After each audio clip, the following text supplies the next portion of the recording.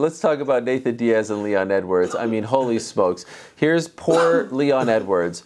Great performance. 24 minutes. Cuts him up on the side of the head. Cuts him up above the eye. I mean, it was not in doubt. And then all of a sudden, with 60 seconds left, Diaz hits him with a left, points at him, mocks him, and then almost it seemed like he was maybe a few more seconds away from potentially stopping him. He ran out of time, but he certainly wobbled Leon Edwards. Leon wins that fight easily. I mean, you want to give the last one to Diaz? Fine, 49-46, easily wins the fight. And yet what happens?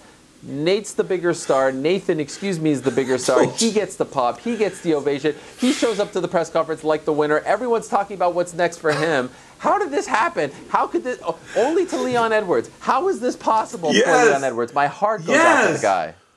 Yes, only to Leon Edwards. I mean, from poking Bilal Muhammad in the eye to now this happening. He was absolutely cruising Ariel.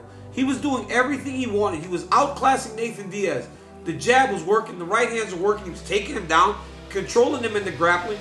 This dude was absolutely cruising. And then Nathan hits him with the slap right hand, left one down the middle. We've seen him land that, right? We saw him hit the same one against Conor. And then he pointed at Conor, just like he pointed at Leon. I mean, this dude was doing his thing. And now there are questions. And I tweeted something right after. I go, the story is going to be Nathan Diaz in that moment, right? Because we as fans of the sport, we live for the moments. We live for the loud, the ovation. We live for those times when we come out of our seat. That's exactly what I did. Ariel, I was in the kitchen, and I walked into the kitchen or into a different room, and all of a sudden I just heard my TV going crazy. So I run back into the living room, and I was like, oh my God, oh my God. So now I'm leaning over the front of my couch because I cannot believe what's happening. Those are the things that allow for Nathan Diaz to lose fights and still stay exactly where he is. I thought that he was in over his head. I thought, why fight a guy like Leon Edwards when you're just coming back? But he lost Saturday night in terms of his record. But the only person that left that arena with a win was Diaz, because now people are going to respect him even more. And that's so sad for Leon, because the guy really should be looking at a title fight right now. Look, in a way, it was a win-win.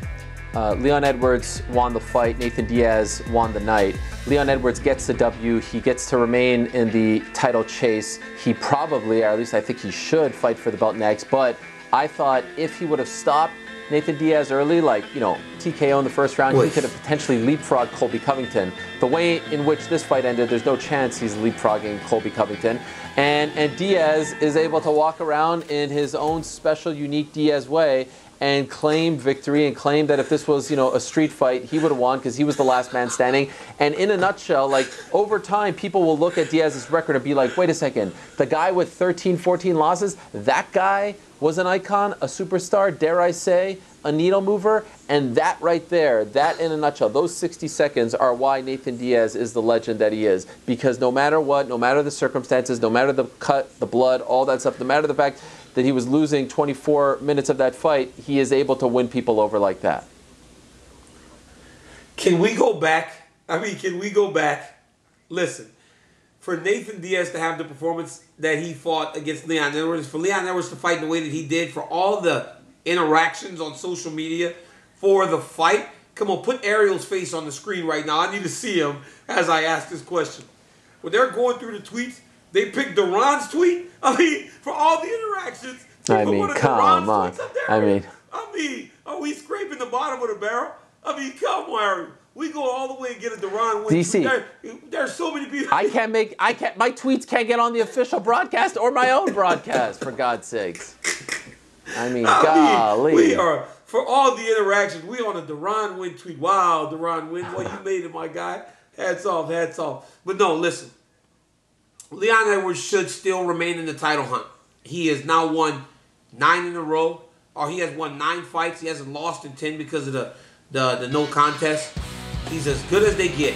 But after watching that, right, after watching him get hurt by Nate Diaz in the way that he did, that's the first time that it gives me pause for him versus Kamaru Usman. It makes me think that maybe this fight between him and Usman isn't as even as I thought, right? Because I thought the first time Usman had to keep taking him down because the striking was such a big disadvantage for him. But with the power Usman has now and the improvements to his striking, he hits harder than Nathan. Leon Edwards was on skates at the end of that fight.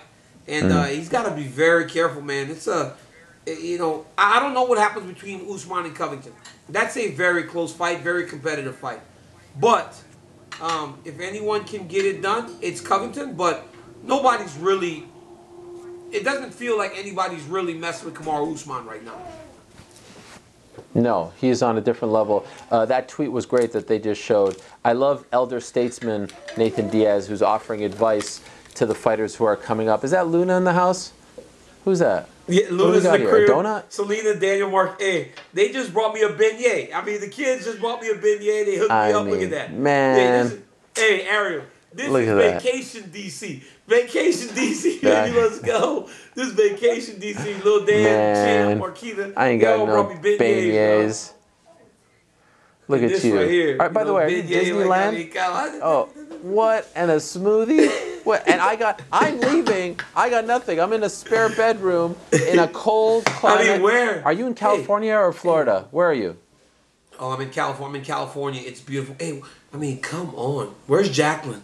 Where's Jacqueline Stein Helwani? Nothing. I mean, where's Oliver? Where are the kids? I mean, Dad, bring Dad. No one cares. DC Helwani's ending. I mean, nothing. This was us. This was an idea that you and I came up with, and we convinced them to do it. I mean, show some love for us, guys. I mean, don't take Dad for granted.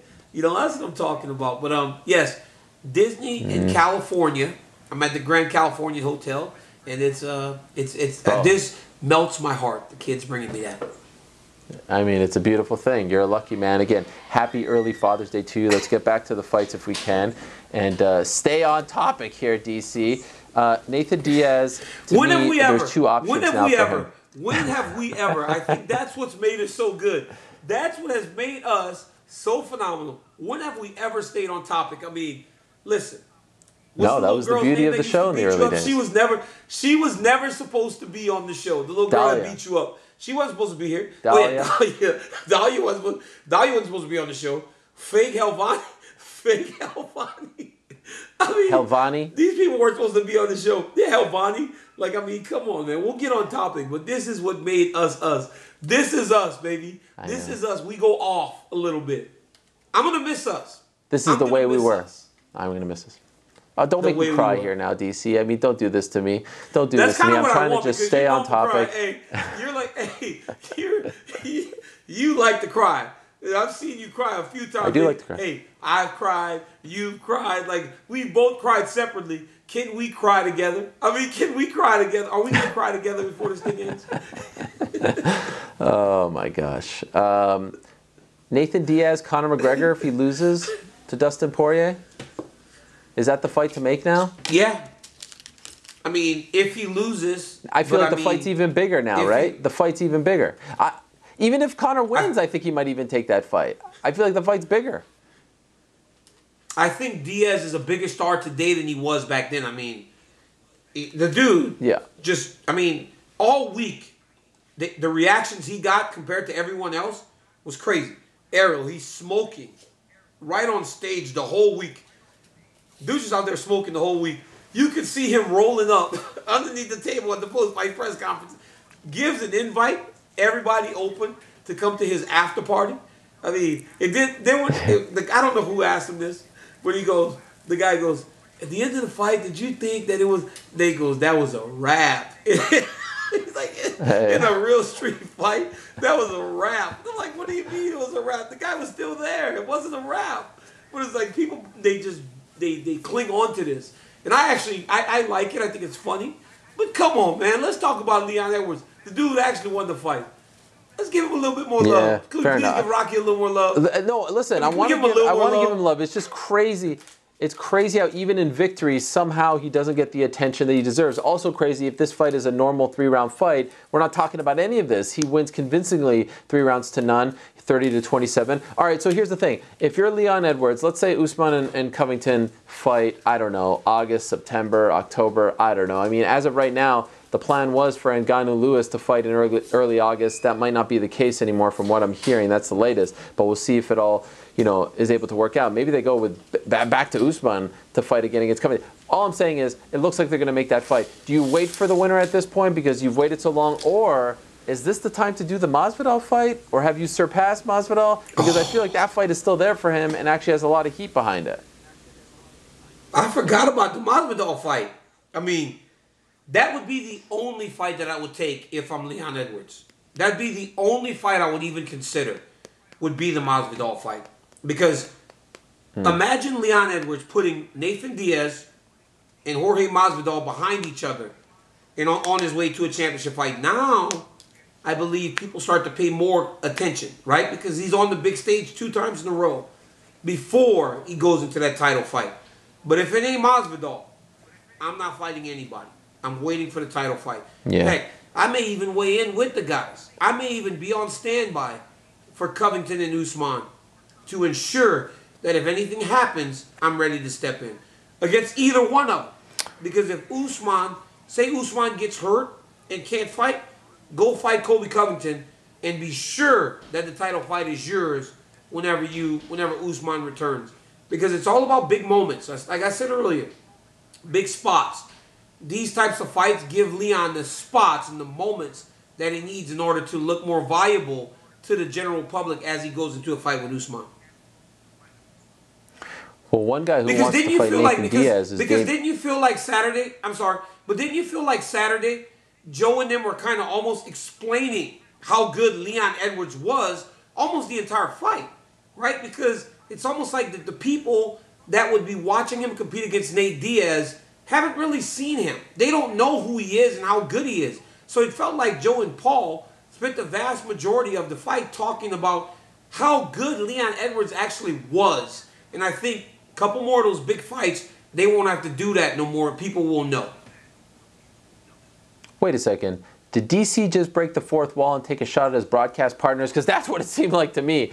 I mean, wow. No. Breaking that's news, not a shot. DC. That's not a shot. That's not a shot. I'm saying that they were trying to inform people because Leon was on a bigger stage, right? Leon's on a stage that a lot of these people had never seen on Leon Biggest stage of his career. So they were kind of, and they were trying to tell them, listen, for all the people that are tuned in to see Nate Diaz, this guy's better. This guy is the one that's supposed to win the fight. And it felt like they were doing a good job of doing that. So, Ariel, don't go doing the old Ariel thing. This is why, one, I'll never hug you. And this is why everybody wants to beat you up. I mean, I've been protecting you for years. Oh, stop it. You're not, hey, Ariel, you've been so tough since what am I going to do now? What am I going to do? You've been so tough. I have no idea what you're going to do now. I have no idea. Your protection's gone. I have no idea what you're going to do. You're screwed. You're so screwed. Thanks for watching ESPN on YouTube. For live streaming, sports, and premium content, subscribe to ESPN+.